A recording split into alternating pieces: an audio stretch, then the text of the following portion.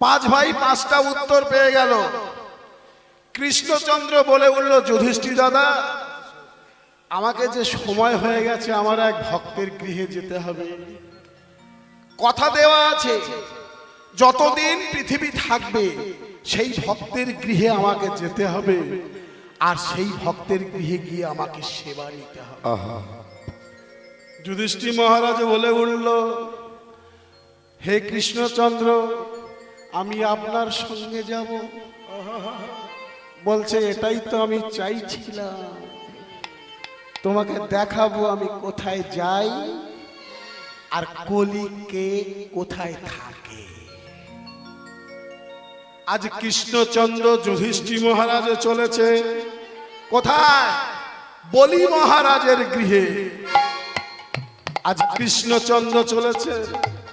গোবিন্দ বল তোরা রাধে রাধে বল, গোবিন্দ বল তোরা রাধে রাধে বল, গোবিন্দ বল তোরা রাধে রাধে বল, গোবিন্দ বল তোরা রাধে রাধে বল। একবার গোবিন্দ বল, একবার রাধে রাধে বল, একবার গোবিন্দ বল, একবার রাধে রাধে বল, গোবিন্দ বল রাধে রাধে বল, গোবিন্দ বল রাধে রাধে বল। গোবিন্দ গোবিন্দ গোবিন্দ গোবিন্দ গোবিন্দ গোবিন্দ চন্দ্র কি জয়।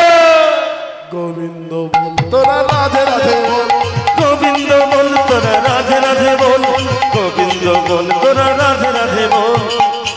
পৌঁছে গিয়েছে বলি মহারাজের দরবারে। সবাই উলুধ্বনি করে, সবাই শঙ্খধ্বনি করে, উলুধ্বনি। আমার মায়েরা চুপচাপ থাকে। গোবিন্দ বল রাধে রাধে বল, গোবিন্দ বল তোরা রাধে রাধে বল, গোবিন্দ বল রাধে রাধে বল, গোবিন্দ বল তোরা রাধে রাধে বল। কৃষ্ণচন্দ্র এগিয়ে গিয়েছে। কৃষ্ণচন্দ্র বলি মহারাজের গৃহে এগিয়ে গিয়েছে, আর পিছন ফিরে তাকিয়ে দেখে যুধিষ্ঠির মহারাজ নাই। যুধিষ্ঠির কেন পেছনে পড়ে গেল? যুধিষ্ঠির মহারাজ দেখছে যে বলি মহারাজ ভগবানের পরম ভক্ত, যার বাড়ির সামনে তুলসী গাছ, যার বাড়ির সামনে রাধা কৃষ্ণের ছবি, যার বাড়ির সামনে কৃষ্ণ বিগ্রহ বসানো রয়েছে, তারই বাড়ির সামনে একটা বিশাল লম্বা মানুষকে গলায় চেন দিয়ে গরুর মতো খোঁটা পুঁতে আটকে রেখেছে। বলছে, ও কৃষ্ণচন্দ্র শোনো শোনো শোনো। বলে, কি? বলে, আচ্ছা আচ্ছা, ওই মানুষটা কে বলো তো? কৃষ্ণচন্দ্র বলছে, দেখো দাদা, একটা কথা বলি, যার বাড়িতে গেছো তুমি তার অতিথি। তার বাড়িতে কটা আলমারি আছে, কটা ক্যালেন্ডার আছে, কটা কি আছে, ওসব দেখার তোমার ছোট দরকার নেই। আলমারি কি বড় আলমারি দেখার দরকার নেই। তার বাড়িতে বড় আলমারিতে কি আছে, ছোট আলমারিতে কি আছে, তোমার দেখার দরকার নেই। চলো। বলছে, না যাবো। ওটা কে আমাকে বলতো? কৃষ্ণচন্দ্র জিজ্ঞাসা করলেন, এ তো বড় সমস্যার বিষয়। এই জন্য তো ঘোড়াকে কি করে জানেন? ঘোড়া ঘোড়া ঘোড়া যখন, ঘোড়া দেখেছেন তো? আমার ঘোড়া দেখেছেন? রেসের মাঠের ঘোড়ার দেখবেন দুদিকে কানের পাশ দিয়ে চোখ দুটোকে এরকম করে, ওই সামনে ছাড়া ওর পিছনে সাইডে যেন না দেখতে পায়। রাস্তা দিয়ে ঘোড়ার গাড়ি যাবে দেখবেন আটকানো থাকে। ঘোড়াকে যদি পুরো ছেড়ে দেওয়া যায় না, ও যে কোথায় যাবে তার কোনো ঠিক নাই। হরিবল হরিবল। ঠিক আছে, আপনি বললেন যখন। আচ্ছা বলি মহারাজ, এই কাকে বেঁধে রেখেছো বাবা এরকম করে? বলি মহারাজ বলছে, হে প্রভু, ওকে চিনতে পারছেন না? ও তো কলি।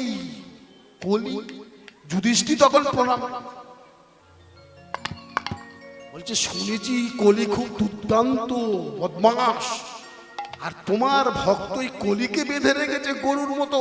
উরি বাপ রে বাপ। কলি চিন্তা করলো, এ তো যুধিষ্ঠির ধর্মরাজ, ধর্মপ্রাণ, এখানে একটু হ্যারিকেন করতে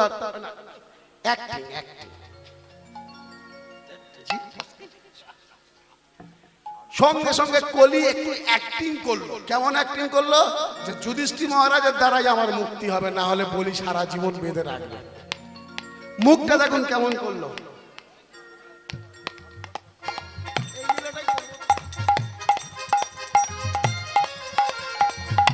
যাচ্ছে গো। তোমার কি হয়েছে? এমন মুখটা কাঁচু মাচু করে আছে বাবা, যুধিষ্ঠির মহারাজের দয়া হলো দেখে। বলছে একটা কথা বলবো কৃষ্ণচন্দ্র, মানুষটাকে ছেড়ে দিতে বলো। বলি মহারাজ বলল যেমন আছেন যুধিষ্ঠির মহারাজ ভালো আছেন, ওকে ছেড়ে দিলে ও কিন্তু ওর কাজ শুরু করে দেবে। বলছে না, ওসব কথা বাদে, ও এখন তো তারপর যুগত তো সময় আসেনি, ওকে ছেড়ে দিন আপনি। কৃষ্ণচন্দ্র বলল বলি তুমি তাহলে ছেড়ে দাও তো ওকে।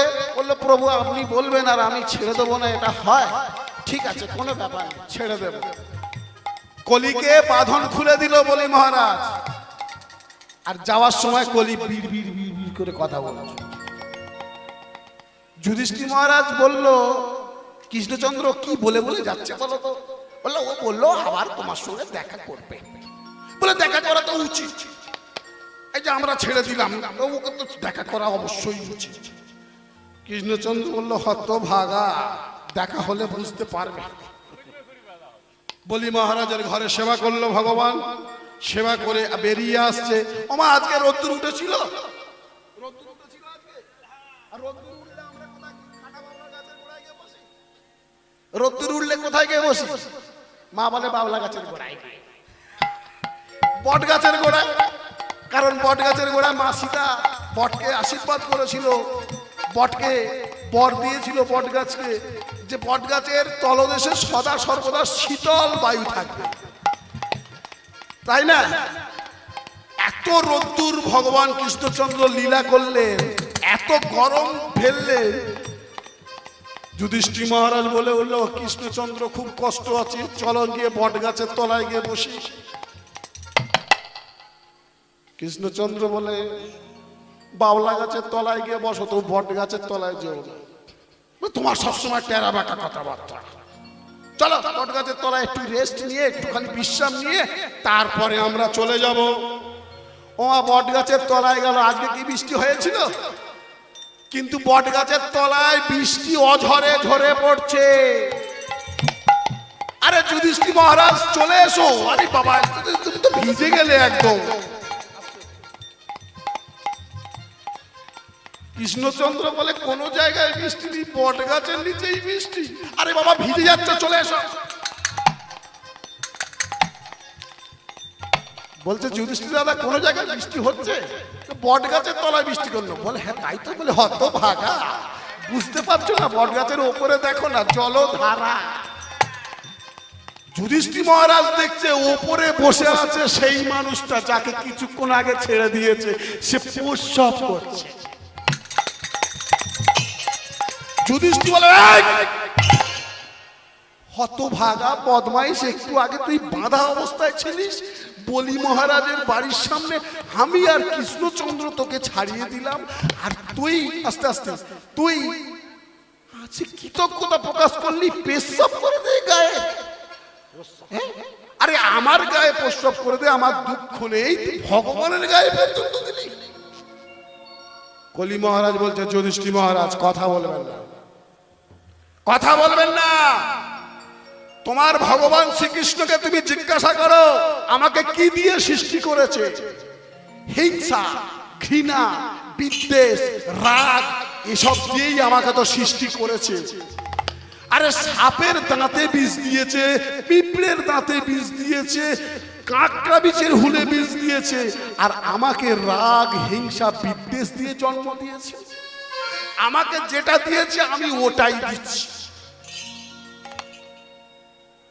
কোকিলের কণ্ঠে সুর দিয়েছে, শালিকের কণ্ঠে সুর দিয়েছে, তোতার কণ্ঠে সুর দিয়েছে, আর আমাকে কি দিয়েছে? শুধু রাগ আর ঘৃণা ছাড়া কিছু দিয়েছে। আরে আপনি ধর্মপ্রাণ যুধিষ্ঠির, তাই আপনাকে সঙ্গে রেখেছে।